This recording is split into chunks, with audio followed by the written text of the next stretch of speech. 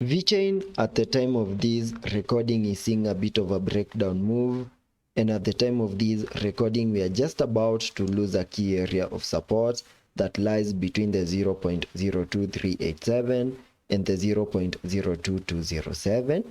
We are slightly holding above the 20-day MA here on the 4-hour chart, and on today's video I will be discussing the key areas of support that we need to continue holding next, and above all discuss my long-term price prediction analysis, where I still expect more than a 10x in this bull market, as long as significant areas that I will be giving you on today's video continues to hold. And for those of you that might want to take a trade, you can check out BitGet, which is my go-to exchange, and you can see that on sign up you can now claim a welcome pack of up to 6,200 USDT, and all you need for you to register for an account is an email address and a phone number.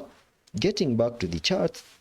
I want to start the video by first giving you a recap of an Elliot structure that I have been tracking from the lows that we made on the 6th of September, where you can see that we first picked in these 1-2 setup. Then we continued to obey the Elliot structures where we picked in these Elliot count 1. Then we started a bit of a short-term pullback in an Elliot count 2 into the minimum pullback target areas for the second wave, highlighted on the charts using this target area, an area that I came up with by connecting the fibs from the low of the first wave to the high of that Elliot count 1, giving me a minimum pullback target area between the fib level 0.5 and the fib level 0.78, an area that we have not fully maximized, and at the time of this recording we are starting to lose that area, suggesting that we are now losing support, and that is now unlocking a more bearish case scenario here on the Vechain chart. And that means that in the next coming hours there are high chances that we are going to see a bit of a breakdown move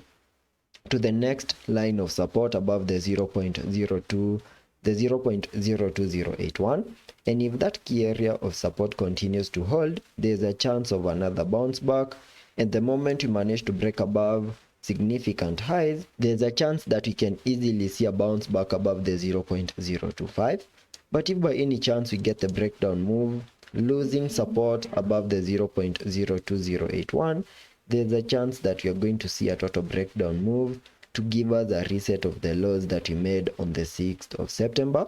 And the moment we get a reset of those lows and maybe things turn out to be more bearish, there's a chance of getting a reset of the lows that you made on the 5th of August. So that is all I'm expecting on the short term and also on the worst case scenario.